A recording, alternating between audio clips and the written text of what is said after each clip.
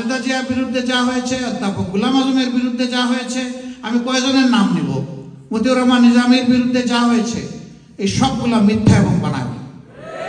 বলবেন তার প্রমাণ কি? প্রমাণ আমি নিজে। প্রথম যে মামলায় র্যাব আমাকে অ্যারেস্ট করলো, আমাকে যখন আদালতে উঠানো হলো, আইনজীবীরা জানতে চাইলেন ওনার অপরাধটা কি।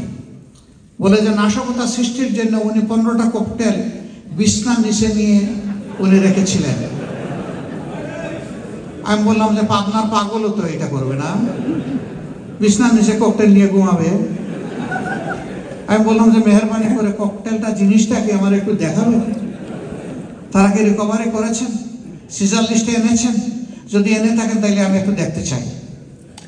বিচারক মহোদয় তাদের মুখের দিকে তাকালো, যিনি এটা বলেছিলেন তিনি মাথা নিচের দিকে দিলেন, সবাই হু হু করে হেসে দিল। এর বিনিময়ে আমার 10 দিনের রিমান্ড মঞ্জুর হলো। কি আজগুবি দেশ!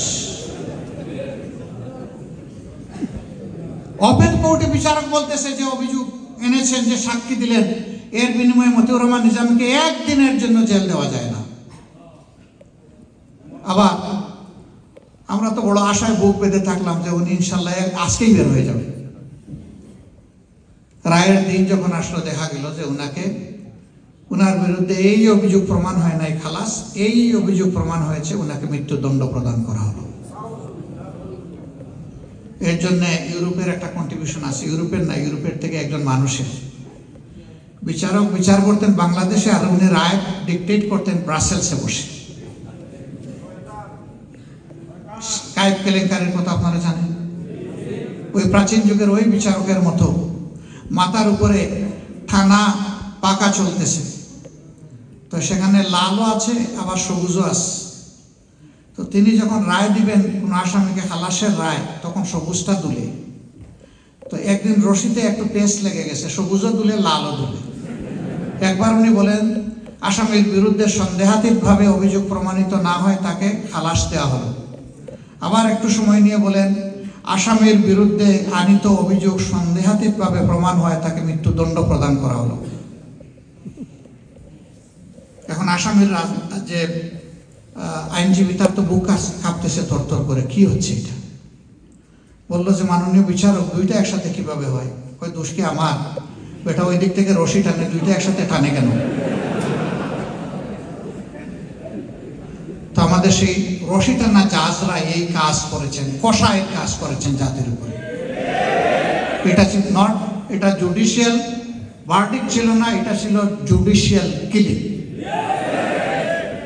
মেধাবী দেশপ্রেমিক নেতৃবৃন্দকে এইভাবেই কিলিং করা হয়েছে। বলতে থাকলে অনেক কথা জাপির ভিতরে, আপনারা আমার চেয়ে আরো বেশি জানেন। এখানে উস্তাদ আর সাগরিদ গড়ে সবার আমাদের ইলিম সমান, কারণ এখন দুনিয়া সব কিছু হাতের মুঠায়, মিনিট লাগে না, সেকেন্ডের মধ্যে সব চলে আসে ইনফরমেশন।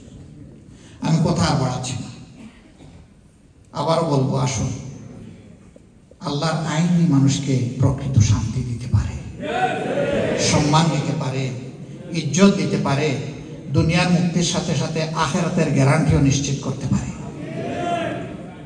আমরা সবাই, আমার কথাই নয়, আমি বলতে পারি নাই ভালো করে, একজন আপনাকে খুব ভালো বলতে পারবে, সেই বলাটা আপনাদের সবার মায়াবী হাতে তুলে দিতে চাই। এটি হচ্ছে আল্লাহর কোরআন। আপনি আল্লাহর কোরআনের ভিতর দিয়ে আপনি সফর করেন, পরতে পরতে আপনি মুক্তির স্বাদ পাবেন ইনশাআল্লাহ তাআলা আযীম। আমি যা বলতে পারবো না, কোরআন আপনাকে তাই বলে দিবে, প্রতিটি শব্দে বলে দিবে, প্রতিটি হরফে বলে দিবে।